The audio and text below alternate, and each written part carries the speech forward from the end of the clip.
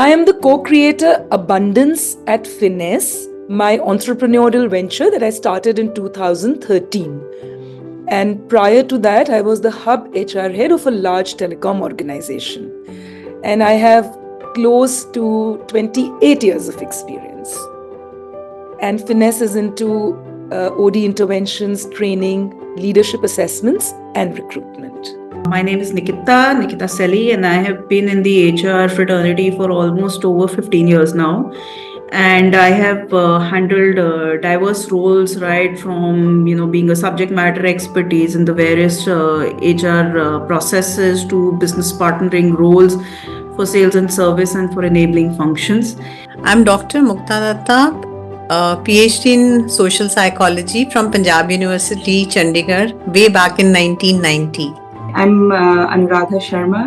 I am a tenured and a seasoned HR professional working in this space for nearly 2 decades. And in my current role, I lead the HR shared services for an Indian startup.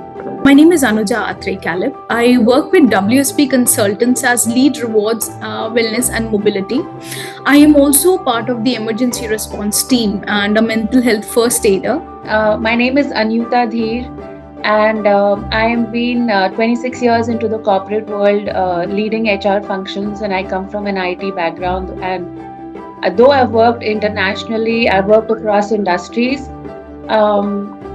I think, the topic that Shivani, you brought up today is very sensitive. The most talked about and yet not talked about subject is on, the well-being, the mental well-being of our people.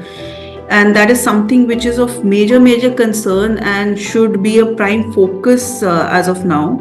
Why people or companies don't hire a person suffering from mental health? Because they don't have the needed resources in the HR department to deal with mental health issues. There are not enough trained people.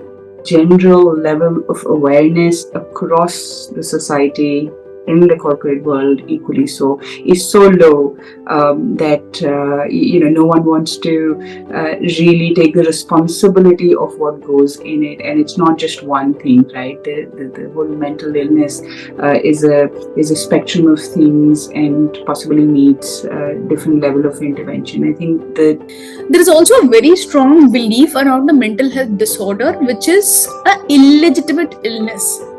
Belief that is working, assumption that employing these individuals represent an act of charity, mentally disabled people, because there's a certain norm and an impression that the world moves with them. And, basically it's more of a negative aspect that people are looked down upon, and they are judged for their, the different disabilities individuals have. If they hire people with mental health issues, because if there are performance issues, so dedicating that time with those resources is something that companies don't want to invest in.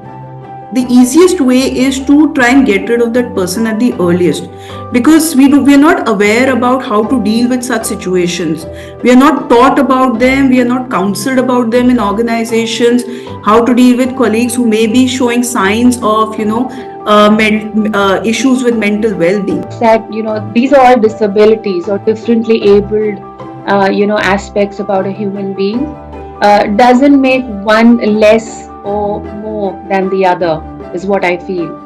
And the world, of course, was not made equally, right? So every person and every individual, in fact, any living being brings his own advantages and pluses and not so good aspects. Specifically, where we are always in a rush to meet timelines, deadline, project, make profit and all of that.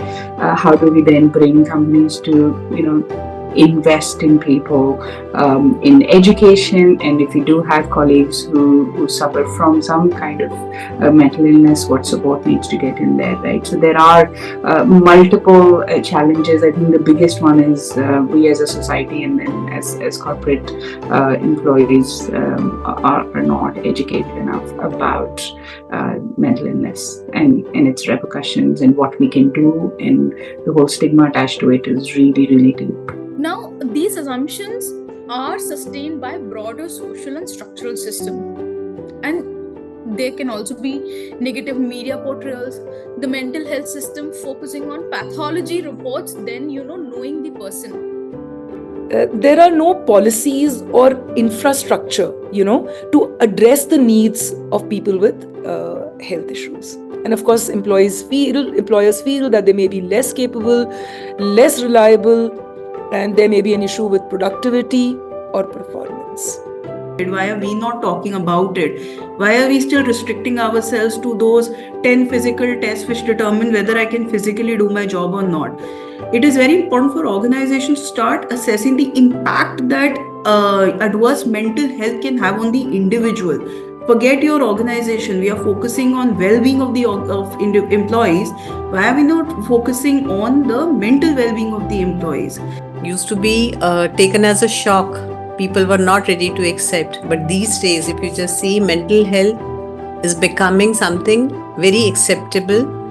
It affects our psychological, social, and physical well-being. If anybody has a diagnosis even of a generalized anxiety disorder and depression, it can obviously pose some challenges in a working environment, right? Because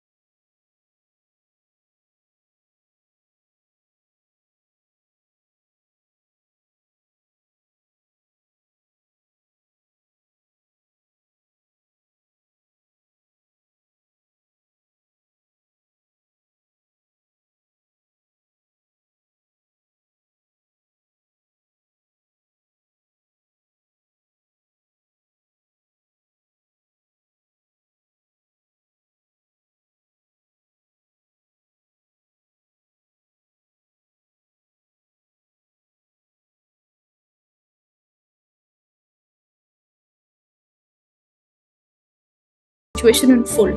Reflect back with other colleagues or mental health first aiders to understand the intensity of the issue that the person has got. Because otherwise, there's always a mind thinking that, oh no, I don't want such a person in the team. There'll be very few bold individuals who will take a risk. Okay, let's do it. We'll take this risk and we will see how we can also support the employee in the course of while he or she is being hired. Now organizations are wanting to attract Generation Z, so to attract and retain this generation also, people will have to provide mental health resources and support, because 60% of Gen Z employees says that if there are no mental health resources in an organization, we will not join it. Start talking about mental health. Start identifying signs of your employees who are going through adverse mental health, and be there as a pillar of support. So from an organization perspective, take it up as a challenge to educate managers on how to deal with people in their teams who are having mental health issues, how to coach them, counsel them, so that they are able to overcome those challenges. All of us have anxiety.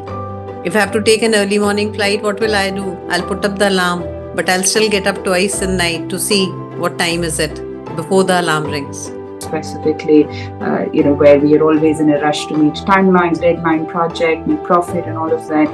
How do we then bring companies to, invest in people, in education. And if you do have colleagues who suffer from some kind of mental illness, what support needs to get in there, right? So there are multiple challenges. I think the biggest one is we as a society and then as corporate employees are not educated enough about mental illness and its repercussions and what we can do, and the whole stigma attached to it is really, really deep.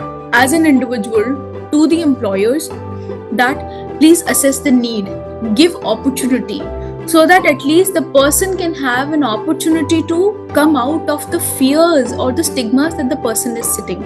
Somebody has to take a bold step, and somebody has to actually become that one good friend who can change a person's life.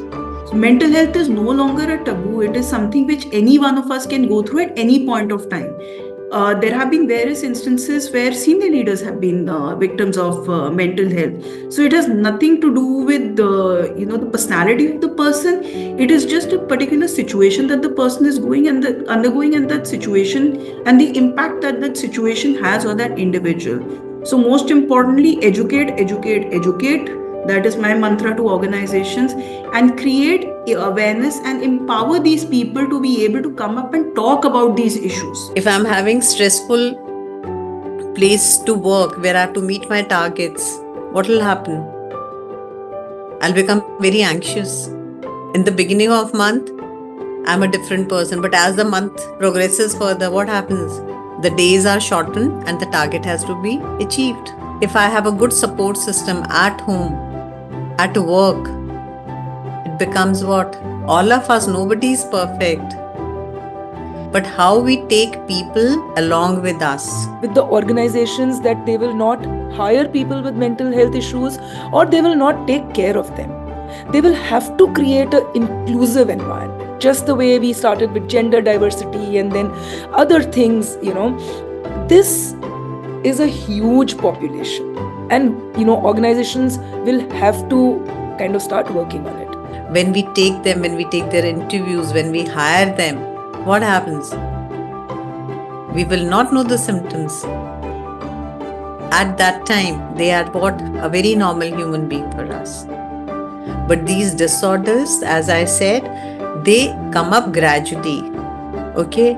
Like a very simple example, during Corona times, we had to be very healthy, all the time washing our hands, okay, sanitizing things. For many people, it's become a way of life. So many times people do say at a workplace also, half the time you take up in washing your hands only. India is the suicide capital of the world. So, even as a CSR initiative, it is something, or, even as being good corporate citizens, it is very necessary to address this. Reluctant, very shy of taking employees. Why? Because of the stigma which is attached. And what can we do to remove the stigma? We can support such people in the society. I've been heading HR for many organizations, and very renowned ones, I'll say, like Rolls-Royce, Abbott, Air Liquide, and I've been heading their pan-India role. So if you just come across people anywhere where you feel it's better not to shun them, but to accept them, to take them along. The family support is very important. And most important thing that I want to share, Shivani, is empathy and love. So just as you are providing professional resources to, for mental health, because when you are having this issue, clear communication is a challenge. So you should combine these formal professional care with small, meaningful connections that can build trust. They should train their managers, because this comes from the leadership. So they should train their managers, to recognize signs of mental health and to support their teams. There should be regular workshops on stress management, mindfulness, just like now POSH is being driven very aggressively in organizations. And then there should be assistant awareness programs, and these can be confidential. It's really, really important for those who are listening, those who can make